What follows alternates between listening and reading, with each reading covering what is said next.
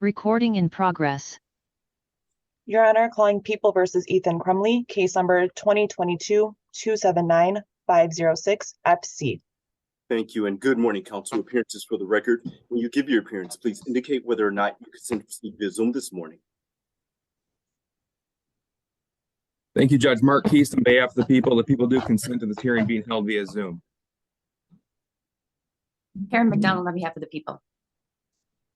Paulette Michelle Lofton on behalf of Ethan Crumbley, who's sitting to my left. Amy Hopp on behalf of Ethan Crumbley. Deborah H. McKelvey on behalf of Ethan Crumbley. Thank you, and good morning to all counsel. Mr. Crumbley, are you okay with proceeding via Zoom this morning? Yes, sir. Thank you. With that, today's date and time set for the court's decision on the Miller hearing that was conducted approximately a month ago. Before we get to the court's decision, we do need to address the Juvenile Justice and Delinquency Prevention Act. With that, any argument as it relates to defendant's placement at this time from the people? Thank you, Judge. We did file a memorandum of law. We do believe that the defendant is in the appropriate placement at this time. Thank you. Defense, anything to add? No, Your Honor, we have no objection to the current placement. Thank you. With that, the court does believe that it continues to be in the interest of justice to continue the defendant's placement at the Oakland County Jail. With that, the court has prepared a written opinion in order in this case. I will file the written opinion in order after I have read it this morning. Please note that I am not going to read all of my citations into the record. If you wish to see the court citations, it will be within the opinion in order. With that, this matter is before the court on the prosecution's motion seeking life without possibility of parole, filed on November 14th, 2022 for defendant Ethan Crumbley. The court notes that the prosecution's motion was filed timely pursuant to MCL 769.25(3). On October 24th, 2022, defendant pleaded guilty to 24 felony counts, including 1 count of terrorism causing death, 4 counts of first-degree premeditated murder, 7 counts of assault with intent to murder, and 12 counts of felony firearm. Defendant was 15 years old at the time of the offense. Therefore, the court is required to conduct a Miller hearing before determining whether to sentence defendant to life without parole or a term of years. The court conducted the Miller hearing, and this opinion in order follows. A basic precept of justice requires that punishment must be proportionate to both the offense and the offender.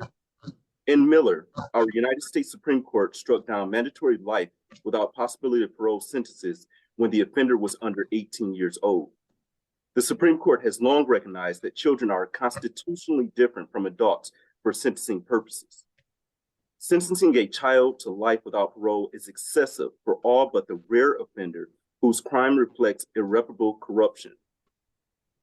Miller requires that before sentencing a juvenile to life without parole, the sentencing judge take into account how children are different and how those differences counsel against irrevocably sentencing them to lifetime in prison. The court recognized that a sentencer might encounter the rare juvenile offender who exhibits such irretrievable depravity that rehabilitation is impossible and life without parole is justified. But in light of a child's diminished culpability and heightened capacity for change, Miller made clear that the appropriate occasions for sentencing juveniles to the harshest possible penalty will be uncommon. In Jones versus Mississippi, the United States Supreme Court confirmed that Miller did not impose a formal fact-finding requirement and added that a finding of fact regarding a child's incorrigibility is not required. If the Miller or Montgomery court wanted to require sentencers to also make a factual finding of permanent incorrigibility, the court easily could have said so, and surely would have said so. The United States Supreme Court set forth the circumstances that a trial court should consider before concluding that it is appropriate to sentence a juvenile offender to die in prison. The circumstances that a trial court must consider are called the Miller factors. The Miller factors are: 1, the juvenile's chronological age and its hallmark features, among them immaturity, impetuosity, and failure to appreciate risk and consequences. 2, the juvenile's family and home environment from which he cannot usually extricate himself, no matter how brutal or dysfunctional. 3, the circumstances of the homicide offense, including the extent of his participation in the conduct and the way familial and peer pressures may have affected him. 4, the incompetencies of youth, which affect whether the juvenile might have been charged with and convicted of a lesser crime. For example, because the juvenile was unable to deal with law enforcement or prosecutors, or because the juvenile did not have the capacity to assist their attorney in their own defense. And 5, the juvenile's possibility of rehabilitation. In Michigan, the prosecutor must move the court to impose a sentence of life without parole for a juvenile, and if it does, then the court shall conduct a hearing on the motion as part of the sentencing process. At the Miller hearing, under Section 6, the court shall specify on the record the aggravating and mitigating circumstances considered by the court and the court's reasons supporting the sentence imposed. The court may consider evidence presented at trial together with any evidence presented at the sentencing hearing. Each victim must be afforded the right to appear before the court and make an oral impact statement at any sentencing or resentencing of the defendant. The court notes that defendant has pleaded to terrorism causing death, which has approximately 2,000 or more victims. As such, the court found it necessary to adjourn sentencing out far enough so that the Michigan Department of Corrections would have enough time to prepare the pre-sentence investigation report and contact any victims who may want to make a statement to the court. The court scheduled sentencing for December 8, 2023. At that time, the court will have a completed pre-sentence investigation report and will also hear from victims. The purpose of this opinion and order is to simply decide whether the prosecution has met its burden by clear and convincing evidence that life without parole is not disproportionate. If the court decides not to sentence an individual to imprisonment for life without parole eligibility, the court shall sentence the individual to a term of imprisonment for which the maximum term shall not be less than 60 years and the minimum term shall not be less than 25 years or more than 40 years. Miller's substantive holding is that life without parole is an excessive sentence for children whose crime reflect transient immaturity. Taken together, Miller and MCL 769.25 create a rebuttable presumption against life without parole sentences for juvenile offenders. As a procedural mechanism, therefore, it makes sense for a sentencing court to start from the premise that the juvenile defendant before them, like most juveniles, has engaged in criminality because of transient immaturity, not irreparable corruption. The Taylor Court found that the court need not make any particular finding of fact, but that it does not relieve the prosecutor of the burden of demonstrating facts that support their extraordinary request to sentence a juvenile defendant to life without parole. Additionally, the Taylor Court found that the prosecutor must prove facts and circumstances that rebut the presumption against life without parole by the well-known standard of clear and convincing evidence. The trial court must consider all the evidence before it and determine whether the presumption has been rebutted to impose life without parole. This is an exercise in discretion, not a fact-finding mission. There is no particular fact that a prosecutor must prove to establish that life without parole is appropriate. The Taylor Court cautioned the trial court's use of the Miller factors and stated, "We take this opportunity, however, to reiterate that it is undisputed that all of the Miller factors are mitigating factors. If a particular Miller factor does not militate against life without parole, for example, at most, that factor will be considered as neutral." The court again cautioned that trial courts are to ensure that Miller factors are not used as aggravators. Here, over the course of 4 days, this court held a lengthy Miller hearing. Both the prosecution and defense called witnesses, and the court admitted numerous exhibits. Taylor does not require this court to make any particular findings of fact. Therefore, the court will focus on the Miller factors and the evidence that mitigates each factor, as the Taylor Court cautioned. The court will begin its analysis regarding the first Miller factor, the juvenile's chronological age and its hallmark features, including immaturity, impetuosity, and the failure to appreciate risk and consequences. First, this court finds that defendant's age is a mitigating factor. There is no dispute that at the time defendant committed the underlying offense, he was 15 years and 6 months old. The court will focus its analysis regarding defendant's age based upon the testimony of Dr. Daniel P. Keating, who was qualified as an expert in adolescent brain development. Dr. Keating testified that he has conducted research in developmental science broadly, but has specifically focused on adolescent brain development and adolescent neural development. He has been involved in research regarding early childhood development and effects of early life diversity on the life course. He has never met defendant. In sum, Dr. Keating testified that until a person reaches their early 20s, the limbic system or bottom brain shows a period of very high activation, hyperactivation, beginning in middle adolescence and carrying on until their early 20s. And so the incentive and award-seeking system is at a height during that period of time.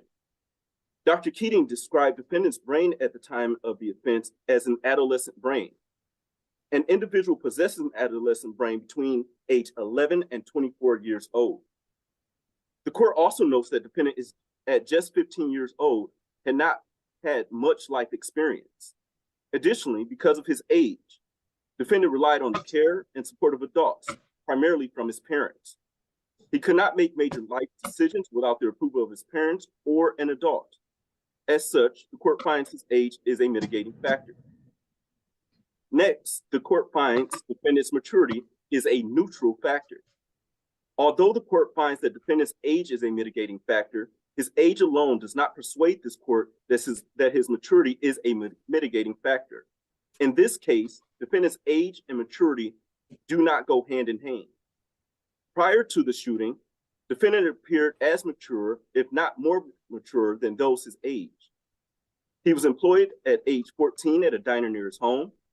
He worked until September of 2021, 2 months prior to the shooting, when he and his parents decided to allow defendant more time to focus on improving his grades in school. Defendant participated in bowling and wanted to make bowling his career.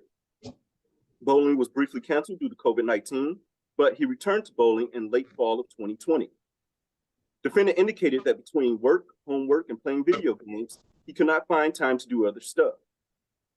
Defendant has been described as a person with average to above average intelligence. Defendant advised Dr. Anneker that in August 2021, he persuaded his father to get him a new gun, a .22 Derringer two-shot. Defendant paid for the gun with his own money. Defendant also advised that he persuaded his father to buy him a 9mm pistol that was ultimately used in the shooting. Defendant advised his father bought the gun with the defendant's money. Defendant practiced at the gun range shooting the gun with his mother and showed his mother how to use the gun. This does not illustrate the hallmark immaturity of a child. Further, defendant had mature thoughts regarding how society functions that do not align with immaturity. In defendant's journal, he discusses his view of the American school system.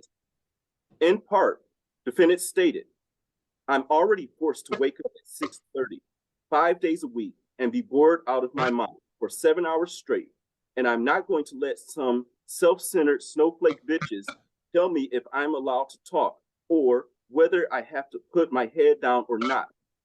It's straight up fucking retarded. And when I talk about this to people at school, they don't understand what I'm saying. But when I talk about this to an adult, they understand. It's basically like I found out the truth early, and I guess the people who work in the school don't like that and try to force school is life on me." Defendant reiterated same or similar feelings in a video he recorded the night before the shooting. In the video, he weighed his future employment prospects, including joining the military. He even weighed the pros and cons of joining the military. The court finds that defendant is mature. He can weigh the pros and cons of future employment, how he would live his life, and whether he would be happy in any career. Unlike immature children or teenagers, defendant thought in depth about his future and how he fits into the world. To be clear, the court is not saying that teenagers cannot or do not think about their futures, but the level of defendant's in-depth thoughts about his future leads this court to believe that he is not immature or has the hallmark immaturity of a child.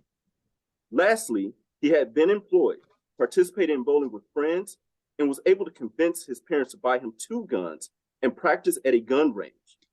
As will be discussed below, defendant conducted significant research before he committed the underlying crime, including the type of weapon he would use and possible criminal penalties. Defendant's thorough planning and research does not reflect hallmark immaturity of youth. Taken together, defendant appears more mature than others his age. His thought process, actions, and statements do not align with the hallmarks of youthful immaturity. As such, the court finds his maturity is a neutral factor. Next, the court finds defendant's impetuosity and potential failure to appreciate the risk and consequences of his actions are neutral factors. Dr. Keating provided the court with ample testimony regarding adolescent brain development and brain maturity. Dr. Keating testified that there are specific hallmarks of adolescent brain development, which include development of the limbic system, bottom brain, the frontal vortex, and ultimately the prefrontal system, the top brain, the relationship between the bottom brain and the top brain, and the period of extremely high neuroplasticity. The prefrontal cortex is responsible for executive functions, which is the ability to think through things in a systematic way, to focus attention, and to shift attention appropriately. The prefrontal cortex is the primary way that individuals learn to inhibit impulsive or impetuous behavior. Further, an adolescent brain continues to develop until it reaches maturity, which is in one's mid-20s. By age 16, adolescents are not very different from adults in their ability to do things like solve logic problems. The prefrontal cortex has limited capacity. When fully engaged in one's tasks involving effortful control, it has limited or no capacity to undertake additional tasks that require judgment. This has 2 implications. 1, having embarked on a plan to undertake a risky behavior, the execution of that plan may use up the available prefrontal cortex resources, further compromising the adolescent's ability to adjust behavior when circumstances warrant. 2, engagement with other activities that demand prefrontal cortex resources, such as dealing with emotionally arousing situations or in the face of peer pressure, may make the limited prefrontal cortex resource effectively unavailable. Until the adolescent brain matures, the ability of the rational, analytic judgment and governance functions of the prefrontal cortex to override unanalyzed poor decision-making is limited. The limbic system, also known as the bottom brain, is responsible for emotional and hot cognition elements that go into decision-making. The decision-making for an adolescent depends on the interaction between the prefrontal cortex and the limbic system. An adolescent brain has less ability to inhibit and control behavior that is impacted by hormonal changes associated with puberty. By age 15 or 16, adolescents can respond accurately to how risky various scenarios are, but their ability is diminished when aroused. The weighting that adolescents give to the benefits compared to the minuses that they would give to the risks tend to be substantially weighted more towards benefit rather than looking at the risk in adolescents compared to adults. The fact that there was planning or premeditation before committing a crime does not change Dr. Keating's finding that an adolescent brain functions differently than an adult brain. Specifically, Dr. Keating testified in part that the fact of planning obviously means that it's not an impulsive split-second decision to do something, but it doesn't necessarily mean that it's not an impetuous plan that has been carried out. It is difficult for an adolescent to deviate from a plan, even a bad one. Dr. Keating described the process as analogous to getting on a train that is headed in a bad direction and trying to find a way to get off of a runaway train. For adolescents, finding an exit ramp is much harder than it is for adults. Dr. Colin King testified that the defendant is mentally ill. The court qualified Dr. King as an expert in mental health and forensic psychology. Dr. King became involved in this case in December of 2022. He spent 23 to 24 hours testing the defendant over the course of 6 virtual sessions using 15 different assessment tools. Additionally, he reviewed a litany of records, including police reports, defendant's schoolwork, defendant's text messages, between the dates of April 5th, 2021 through April 7th, 2021, Oakland County Sheriff's statements from 2 students, videos of the shooting, the bird video, and defendant's and defendant's manifesto. Having reviewed the records, Dr. King concluded that a review of defendant's text messages months preceding his arrest and charges indicates that he was experiencing severe paranoia, delusions, and hallucinations. Dr. King noted that defendant meets the criteria for the following disorders: major depressive disorder, severe with psychotic features, generalized anxiety disorder, and obsessive compulsive disorder. In contrast, Dr. Lisa Anaker testified that at the time of the offense, defendant did not meet the statutory definition of mentally ill. The court qualified Dr. Anaker as an expert in forensic psychiatry. Dr. Anaker's understanding of Michigan definition of mental illness is that it is a substantial disorder of thought or mood that significantly impairs a person's judgment, behavior, capacity to recognize reality, or ability to cope with ordinary demands of life. On March 15, 2022, Dr. Anaker evaluated defendant relative to his criminal responsibility. The evaluation lasted approximately 5 hours. Prior to interviewing and evaluating defendant, Dr. Anaker consulted with defense counsel and the prosecution, reviewed police reports, Federal Bureau of Investigation interviews, U.S. Department of Justice reports, defendant's written or drawn material, videos, and a host of other information as outlined in pages 1 through 6 of her written report. Defendant advised Dr. Anaker that he had never been formally involved in mental health treatment prior to the alleged offense. Prior to the offense, defendant described having low mood, lack of motivation, low energy, occasional anhedonia, which is the inability to feel pleasure, suicidal thoughts, and a suicide attempt in October of 2021, and decreased appetite.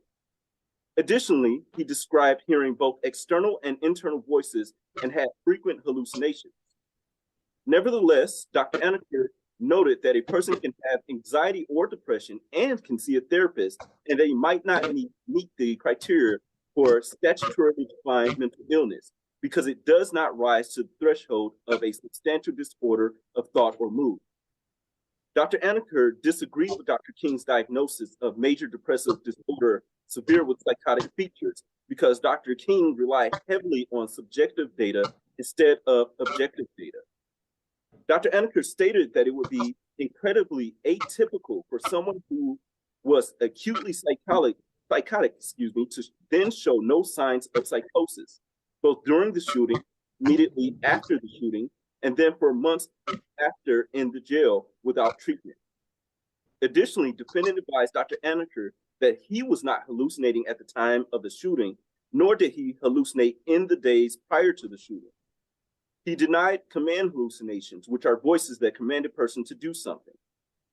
Importantly, defendant did not attribute any of his behavior to delusions or psychosis. Dr. Anaker did not contest that defendant had low mood, but disagreed that he met the level of functional impairment that is necessary for a major depressive disorder diagnosis.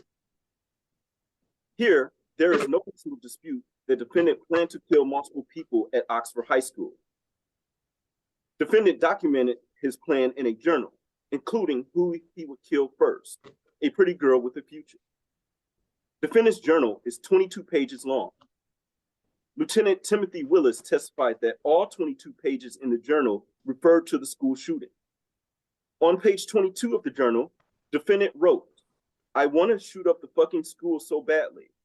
Soon, I'm going to buy a 9mm pistol."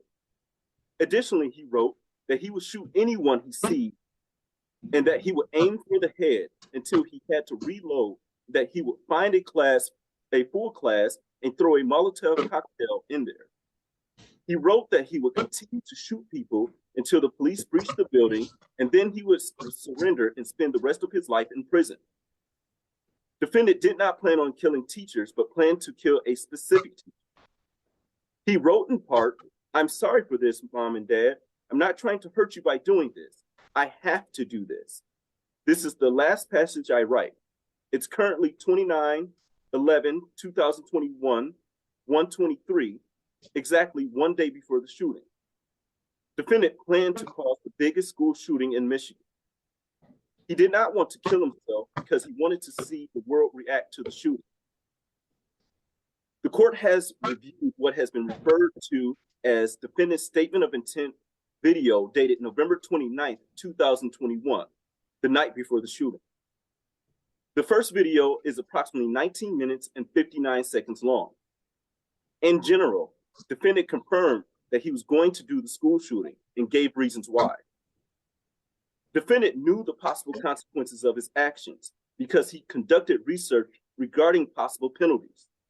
He conducted research regarding other school shootings. Defendant's web history shows that he searched for, should you do something that can imprison you? Should you do something that scared you? Aftermath of the deadly shooting at Stoneman Douglas High School in Parkland, Florida.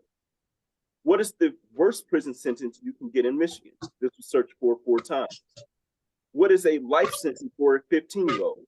This was searched for 3 times. What is the legal age to be sent to prison? Michigan Youth Correctional Facility. What prisons are there in Michigan? Has anyone ever been executed in Michigan? What states have the death penalty? Is Nicholas Cruz sentenced to death? What does maximum death penalty mean? Further, defendant researched and considered the type of gun and ammunition that he would use during the shooting. In defendant's journal, he wrote, "So now I'm pissed because I want to do the shooting with a 9mm pistol, as they are effective for killing. But right now, all I got is a puny 22 LR Kel-Tec that I don't know where my dad hid it." In his journal, defendant drew 2 separate rounds of bullets. He specified that the kill range for a 22 caliber rifle is 25 meters maximum, whereas the kill range for a 9mm parabellum pistol is 100 meters. On multiple occasions, the defendant practiced shooting a gun at a shooting range. Additionally, in preparation for the shooting, defendant researched the school's layout and downloaded a map of Oxford High School. The map showed locations of classrooms, restrooms, entrances, and exits. Prior to downloading the school map, he conducted an internet search regarding the average police response time for a shooting. He created a list of items needed for the shooting that included a 9mm pistol, 2 to 5 Molotov cocktails, 1 to 3 powered NOS flares, a pair of gloves, hat, jacket, mask, and a knife. While at the school, but prior to the shooting, defendant plugged his ears with tissue paper to muffle the gunshot noise. Not only did defendant plan every action, but he also followed through with his plan. First, defendant shot Phoebe Arthur and Elijah Mueller, who were shot in the face and neck area. He then shot John Ocedo, who was running for his life. He then shot Kylie State, Riley Franz, and he killed Hannah St. Juliana. Defendant shot and killed Madison Baldwin. He shot Tate Muir in the back of the head from approximately 100 feet away, killing him. He walked past an occupied classroom, turned around, and fired several shots into an office, shooting Molly Darnell. Aiden Watson was shot as he was running for his life. Defendant killed Justin Sterling in the restroom. All in all, defendant killed 4 people and injured 7 others. Again, this court finds impetuosity and potential failure to appreciate the risks and consequences of his actions are neutral factors. The court cannot find impetuosity mitigating here based upon defendant's significant plan to conduct the school shooting. The court notes that defendant may have had a mental illness, but that does not persuade the court that this factor is mitigated. As outlined, he researched the weapon he would use, he downloaded a map of the high school, he put tissue in his ears to protect himself prior to the shooting, and he methodically shot and killed several individuals with precision after having practiced at a gun range. This is not a case where the defendant had no time to think about what he was going to do. He had several opportunities to not conduct a school shooting, but he went through with it anyway. Additionally, he had several opportunities to stop the school shooting during the incident, but he did not. After shooting the first person, he was not deterred from shooting others. The defendant's decision to conduct the school shooting was not an impulsive or impetuous decision. It was a thoroughly thoughtful one. Next, he appreciated the risk and consequences of his actions.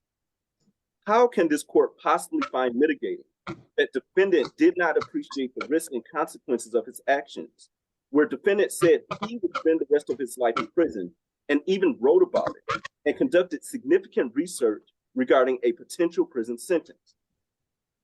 Defendant wrote in his journal, "I'm probably going to spend the rest of my life in prison. I hope I can talk to someone, though, so I don't take my anger out on the other prisoners." As outlined above, he conducted significant research regarding possible criminal penalties. In one internet search, he specifically searched, what is a life sentence for a 15-year-old on 3 different occasions? And what is the worst prison sentence you can get in Michigan on 4 different occasions, albeit the searches were conducted on the same day? Presumably, the defendant would have received a response to his internet search that would have advised him of the possible penalties. He even researched Michigan prisons.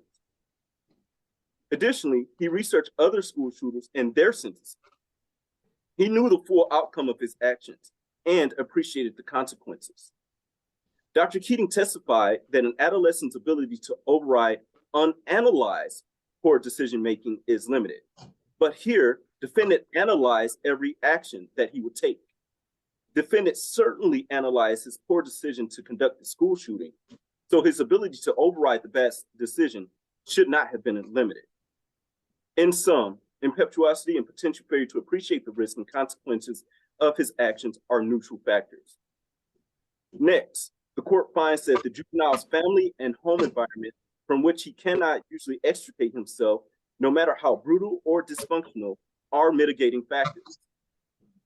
There is no question that defendant's home environment was not ideal. Prior to the offense, defendant was a resident of Oxford, Michigan. In 2020, Oxford, Michigan had a population of 3.5 thousand people with a median age of 43 and a median household income of $67,130. Defendant's family fit the profile of the average family in Oxford. The court reviewed defendant's admitted Exhibit B, which is Dr. Jillian Peterson's report from the Violence Project. Dr. Peterson is the co-founder and co-president of the Violence Project Research, which is known for its public database of mass shooters in the United States. Dr. Peterson outlined in her report that witnesses will testify about defendant's early childhood growing up in Washington State. Multiple neighbors heard yelling, screaming, smacking, and crying coming from inside the Crumbleys' various residences on multiple occasions. Neighbors thought there was domestic violence happening, complained to management, and even called the police. Friends and neighbors witnessed defendant punished violently by James and Jennifer Crumbley. Defendant's elementary school teachers will testify that James and Jennifer Crumbley were not active in his education. Witnesses will testify that daily fighting continued into defendant's adolescence up until the time of the shooting. James and Jennifer Crumbley fought loudly on a daily basis until late in the night and early mornings. They were often intoxicated during these altercations. The court notes that over the course of the 4-day Miller hearing, it did not hear from any of the witnesses that Dr. Peterson outlined. Nevertheless, Dr. Peterson's report is consistent with Dr. Colin King's testimony regarding defendant's upbringing and home environment prior to the shooting. The court finds that defendant's parents neglected him. As early as age 6, defendant was left home alone. Dr. King interviewed a neighbor who advised that defendant would go across the street to the neighbor's home, especially during thunder showers, to report that he was afraid and would ask for help. While at home alone, defendant spent countless hours playing video games and spent an inordinate amount of time going to different websites, and indulging in various graphic media. Defendant began to fantasize about being a part of violent scenes. Dr. King referred to defendant as a feral child. He defined feral child as a child who has been abandoned. Dr. King profiled defendant as a feral child because he had high levels of isolation, lack of parental support, lack of guidance, and lack of resources. Despite requesting mental health care, his parents failed to take him for a psychological medical evaluation. In Dr. Anika's report, she stated, while Mr. Crumbley denied any formal mental health treatment prior to the alleged offenses, he recalled requesting mental health care within the last year. He noted on his 15th birthday, he got really upset and said, "I want to see a therapist." He was asked why he wanted to see a therapist at that time and stated, "I guess I didn't want to move forward in life. I wanted to stay at that point. So when I realized I'm getting older, I needed help to get past that." He stated his mother reportedly said, "All right, I'll get you someone you can talk to." Defendant stated it never really happened and I forgot about it. Defendant's father bought him a gun that was ultimately used in the school shooting, despite knowing defendant needed a psychological and medical evaluation.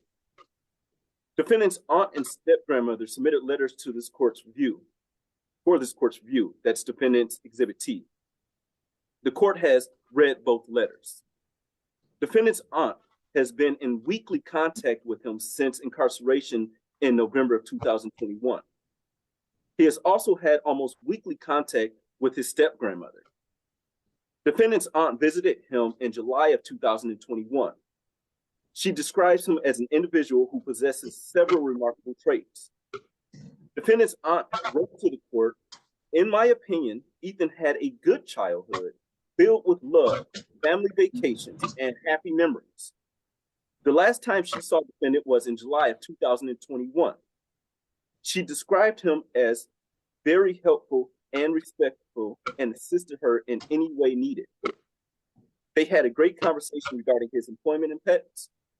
He even advised his aunt how he nursed an abandoned kitten back to health. This was 4 months prior to the shooting.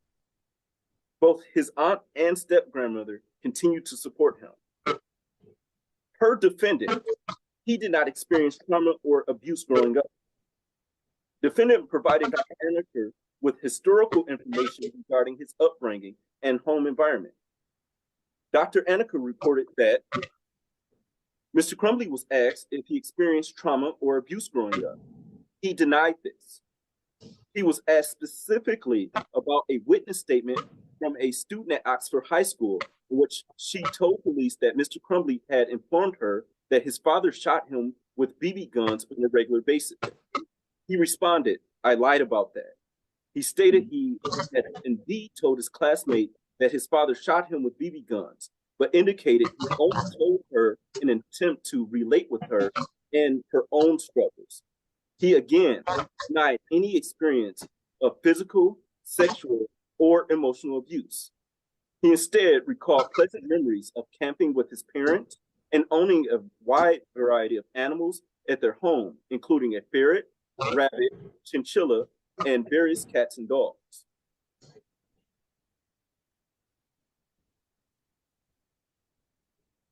There is conflicting evidence regarding the defendant's home environment.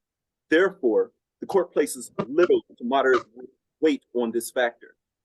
For example, defendant reports that his childhood was good, but Dr. King referred to defendant as a feral child. Dr. King reported that defendant's physical abuse was debatable, but defendant denied any history of physical abuse. Dr. King reported that defendant suffered from trauma, but defendant denied any history of trauma.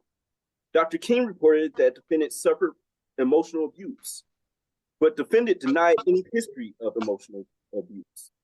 Dr. King advised that defendant's parents abandoned him, but they both discussed trying to get defendant's school counselor to talk to him. Further, multiple texts from defendant's mother show that she took interest in how defendant was doing, whether he made it home from school, and whether he had eaten before work, because she did not want him to go to work feeling unwell. For example, Defendant's mother texts his father, is he being weird and depressed? However crude, it shows an interest in defendant's well-being. Defendant's mother showed an interest in how defendant was doing and communicated those issues to defendant's father. Therefore, it does not appear to this court that defendant was a feral child as Dr. King described. Nevertheless, defendant's parents failed to get him the psychological medical evaluation that he needed, despite defendant asking for help. Defendant was exposed to substance abuse, but he denied that it negatively impacted him. In fact, he stated that he viewed his parents as a reminder of what not to do, and specifically looked to his father as what not to do, so he never touched, quote, weed, unquote, or alcohol.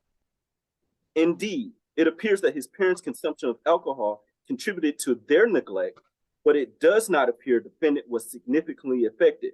So the court finds that defendant's parents' substance abuse minimally impacted defendant. The court finds that his parents' neglect is a mitigating factor.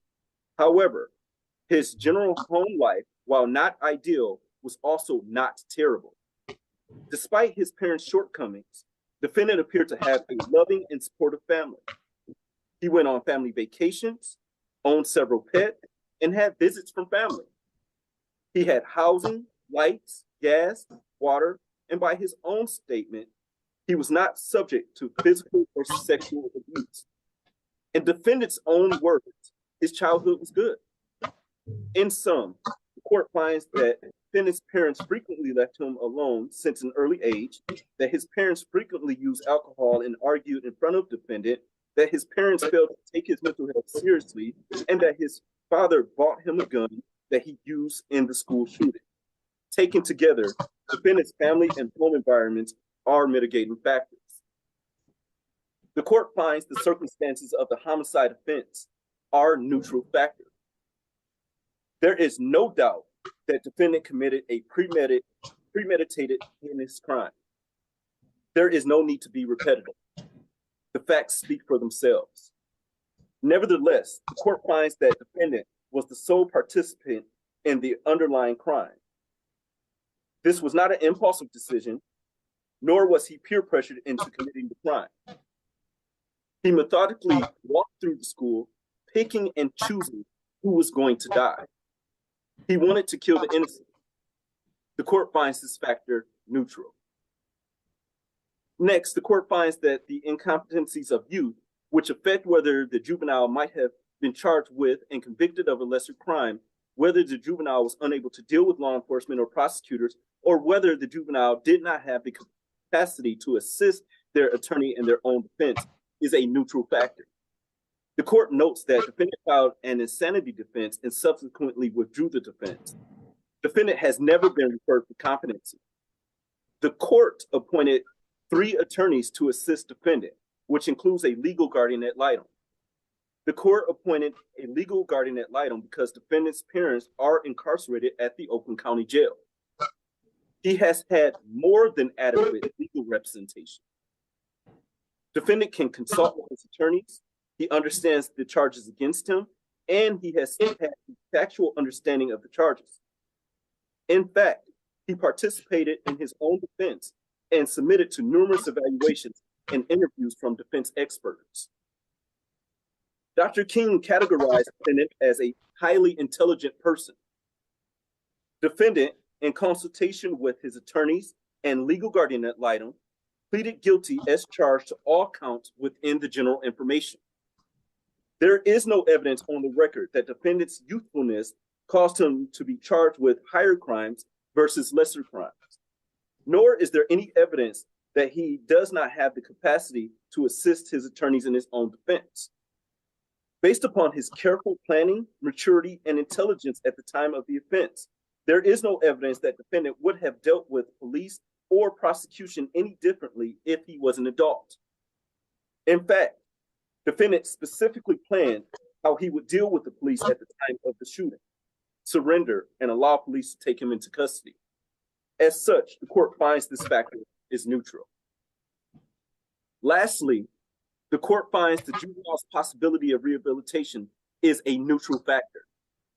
According to both the prosecution and defense, This case poses an issue of first impression in the United States because it involves the court weighing the Miller factors prior to sentencing and not on resentencing for a minor who's 15 years old at the time of the offense. Normally, in determining a juvenile's possibility of rehabilitation, the court has prison records or other records to rely on because the individuals before the court on resentencing for crimes in which they received life without parole sentences while minors. They are also known as juvenile lifers.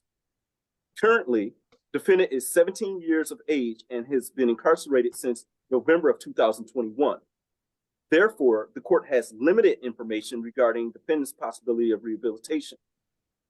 So, the court finds it important to note his behavior prior to the underlying offense and his behavior thereafter in weighing his possibility of rehabilitation. Prior to the underlying offense, it is clear from the record that defendant was obsessed with violence. Defendant's internet history shows him visiting a specific violent website daily, months prior to the shooting. Lieutenant Willis described the site as an extremely graphic website that shows actual footage of crimes, murders, and assaults. On November 23rd, 2021, 1 week prior to the shooting, defendant searched for violent footage of brutal murders done with a machete and chopped machete compilations. On November 29th, 2021, the day before the shooting, defendant watched videos of several school shootings and their aftermath. The court reviewed school assignments and emails from school employees. Defendant drew pistols and rifles on several classwork assignments. An assignment asked defendant about his favorite books, movies, and TV shows. Defendant wrote in part that his favorite book is Resistance and Making Bombs for Hitler.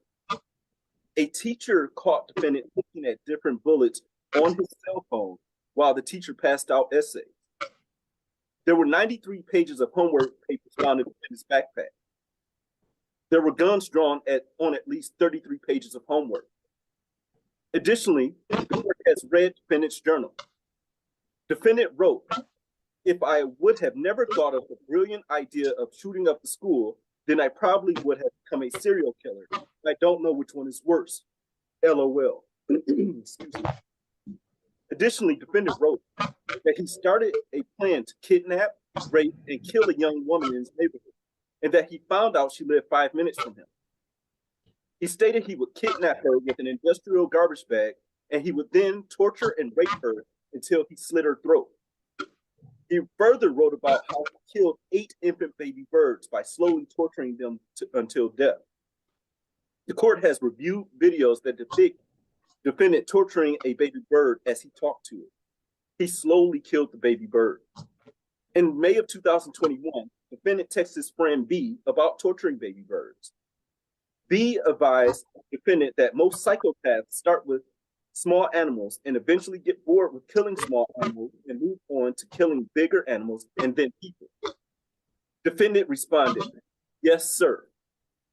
It is important to note that defendant stated to B that most serial killers get their damage from their family or accidents, but I have no trauma from my past. I was just born this way. When Dr. Anker asked him what thoughts or feelings arose when he tortured baby birds, the defendant responded, "It's like a feeling between good and pleasurable. A relief feeling, feeling empowered.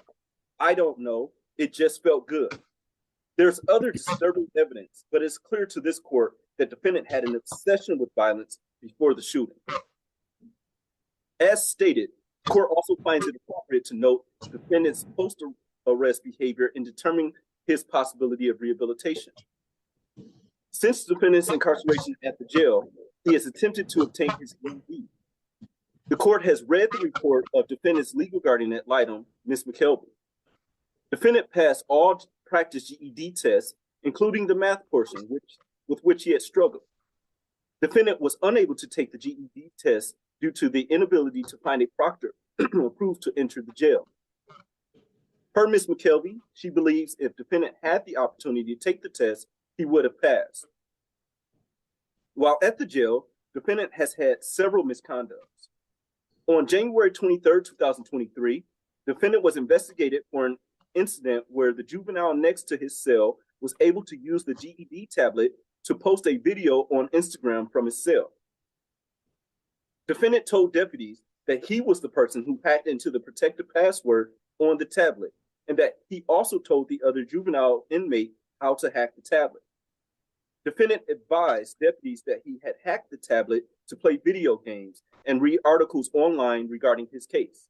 This was not entirely true. Law enforcement was able to recover the tablet's deleted internet search history. Deleted search history showed that the defendant searched the same violent website he searched prior to the shooting to watch violent videos of the police, work accidents, and a prisoner killed during a fight in a cell. On February 10th, 2023, defendant received his first violation for allowing another inmate to use his phone pen and allowing the other inmate access to defendant's phone credits and account.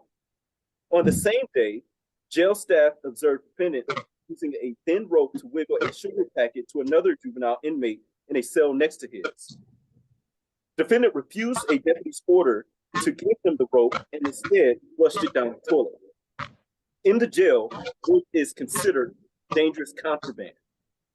On February 11, 2023, defendant received a Category 1 violation for making contraband dice and a gaming board out of toilet paper and a cardboard box lid. Defendant received a fourth violation for failing to follow deputies' orders to remove trash bags on his windowsill. The deputies removed the trash bags and placed them on the floor, but defendant put them back up. The jail has also cited defendant for 3 additional rule violations that occurred on May 23, 2023, which included 2 violations of the jail's health and safety rules violation and 1 violation for destruction of jail property. The health and safety violations were for defendant's failure to keep his room clean and sanitary, whereas the destruction of jail property violation was because defendant removed a screw from the toilet seat in his cell. In sum, defendant's expert in corrections, Dr. Romanowski, noted that defendant has demonstrated moderate difficulty adjusting to incarceration at the county jail. Dr. Romanowski, when asked about his opinion regarding defendant's potential for rehabilitation, stated, "I've had very limited information, basically defendant's records in jail. But honestly, I think everybody has a potential for change. And I think Mr. Crumbley would be no exception to that rule. But I think he has to make that choice. He has to be the one to say, I want the change." Additionally, Dr. King testified that he believes defendant can be rehabilitated. In support of his opinion, Dr. King referred to working in the field of brain injury for 25 years and his treatment of people with mental health. He further referred to neuroplasticity, which is the ability of the brain to create new pathways. Dr. King indicated that defendant's brain is still maturing and his brain may not reach full maturity for another 10 years. The court finds that the evidence at this point shows that defendant's possibility of rehabilitation is slim.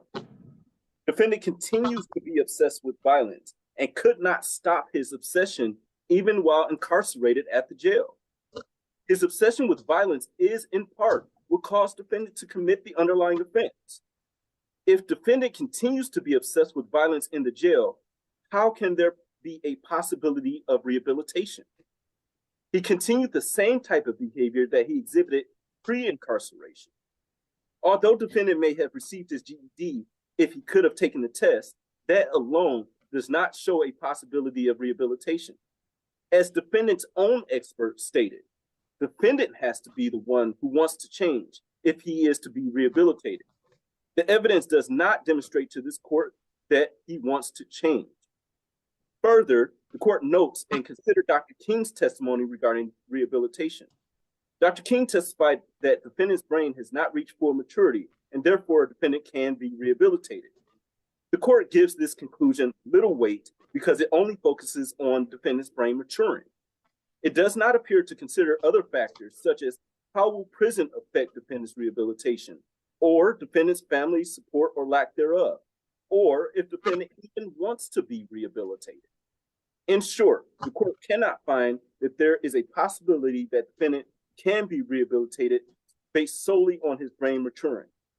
Daily, there are people who have mature brains that commit heinous crimes and show no signs of rehabilitation or possibility of rehabilitation. The court finds the defendant's possibility of rehabilitation is a neutral factor. In conclusion, the court finds that the defendant's age and home and family environment are mitigating factors. The court finds the remaining factors due to it. This crime is not the result of impetuosity or recklessness, nor does the crime reflect the hallmarks of youth. The defendant carefully and meticulously planned and carried out the shooting. Accordingly, the court, having weighed all factors and noting the Michigan Supreme Court's admonition in Taylor, finds that the prosecution has rebutted the presumption by clear and convincing evidence that a sentence to life without parole is a disproportionate sentence. As such, this case will proceed to sentencing on December 8th, 2023. That is the order of the court. With that, counsel, we need to set another placement hearing because I have to still review defendant's placement every 30 days. I'm looking at October 20th, 2023 at 9 a.m. via Zoom for the next placement hearing. Does that work for counsel? That's fine for the people, Judge. Thank you. Works for That's fine defense? for, yes, it does. Thank you. With that, the court will enter this order forthwith. Is there anything else we need to address for the record this morning? No, Your Honor. No, Judge. Not this. Thank you. With that, everyone's all set. Everyone have a great day. Thank you. Thank you. Thank you, Judge.